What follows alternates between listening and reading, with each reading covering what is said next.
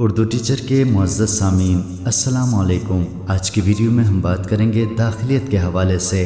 داخلیت داخل کا اسم صفت ہے جس کے معنی اندر، باطن اور اندر پہنچا ہوا کے ہیں۔ ادبی اصطلاح کے طور پر داخلیت کا مفہوم یہ ہے کہ کلام میں ذاتی واردات و کیفیات، نازک احساسات اور لطیف جذبات کو پیش کیا جائے۔ جس کلام میں کوئی ذاتی تجربہ، ذاتی کتھا اور اپنے دل کی کہانی پیش کی گئی ہو اسے داخلیت سے متصف قرار دیا جائے گا۔ گویا داخلیت کا تعلق بنیادی طور پر گرد و پیش کی نظر آنے والی خارجی دنیا اور اس کے مظاہر کی بجائے فرد کی داخلی دنیا سے ہے۔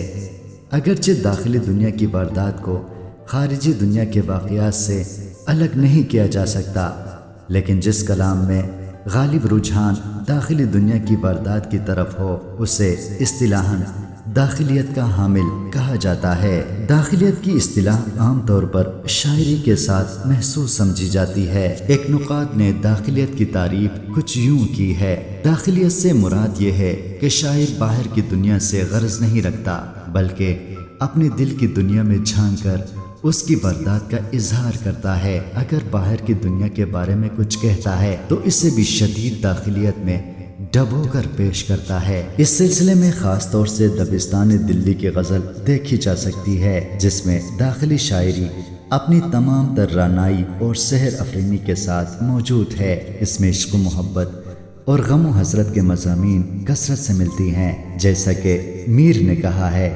مجھ کو شاعر نہ کہ ہو میر کے صاحب، میں نے درد و غم کتنے کیے جمع تو دیوان کیا۔